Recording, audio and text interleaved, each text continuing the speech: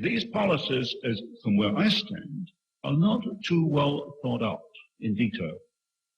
There was a Foreign Affairs article in April 1974 entitled, I quote, "The Hard Road to a New World Order." And it pointed out the problems with using the United Nations as a vehicle to achieve a socialist world state. And I suspect that the problems of creating a socialist world order are increasing and are somewhat greater than anticipated by the world planners.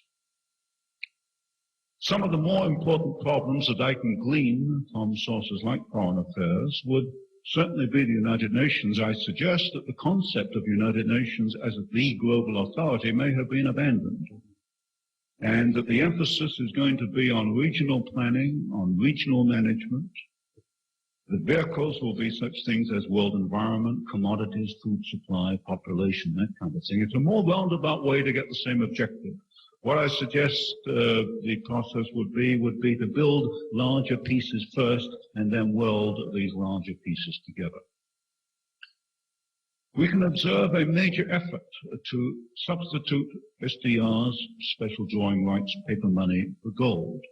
These are going to be an engine of international inflation in the same way the Federal Reserve System has been an engine of domestic inflation. But historically, these attempts to use paper money have always collapsed. And I see no reason technically why the SDR effort should succeed. On the other hand, you cannot achieve a world order with hard gold currency, because the politicians cannot print numbers on gold. They can print all the numbers they want on pieces of paper. So, as I see it, from my viewpoint, the world planners have got to impose a paper money system as part of their move towards what they call a new world order. A third problem, which may not sound too much, but may in fact be the biggest stumbling block, is that, as I see society, the natural order of events is for people to group themselves together in small contiguous units, not in big regional groupings. People voluntarily associate in small groups, not in large groups. But on the other hand, the whole trend of a world order is towards unification and regional groupings. In other words, you're going in two different directions. The planners are trying to impose large regional units, but the natural trend order within society is towards smaller groupings. And I suspect that as more people begin to see what is happening, it's antagonistic to their own interests, that the resistance will also increase. So let me emphasize, and I'm getting near the end, one point, that the battle for American independence can only be won with facts, and they have to be accurate facts. I do not believe that the American people want to abandon the Constitution or free enterprise or individual freedom. I don't believe the American people want such things as internal passports, $100 billion energy programs, forced busing, backbreaking taxation. I don't think they want it. Further, the establishment no longer has credibility. They've lost it because it's ignored too many facts, it's lied, it's distorted. And that is your opportunity. Present the facts at the third level. But let me warn you, to retain credibility, you've got to be 100% accurate 100% of the time. If you get it wrong once, you've lost your audience. Your enemies will never let you forget it.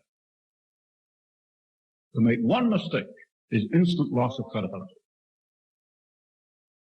Sometimes it's very tempting, I think, to overstate the case, but don't do it, because you can't do it and win. And let me leave you this morning with, I think, the moral of my story, what I tried to write over the last decade. We tend to emphasize the obvious. we can recognize the planners and their socialist friends. They're directly identifiable. To give you one example, Attorney General Levi says he's going to introduce internal passports, and he knows it's unconstitutional. He says so. Now that, to me, is an obvious enemy. I don't sleep wondering what he's going to dream up for me next. But more important, perhaps, are those behind the scenes, what I call the subsidizers. Those who provide the technology, the financing, the political power, the political thrust for world dictatorship. Look at the subsidizers. Look, for example, at big business. Big business supplied technology both to Hitler's Germany and to Soviet Russia, and backed both at the same time, and Roosevelt for good measure. Look at the academics, who are more interested in promoting a new world order than in promoting freedom. And that's what they should be doing. Look at those organizations who promote anti-communism, but always stop short at identifying and pointing out those who subsidize and make possible the onset of a world of socialist state. So my moral today is, the moral I would like to leave with you, is that the planners could not exist without the subsidizers, and both are equally dangerous to what you hold to be true. Thank you.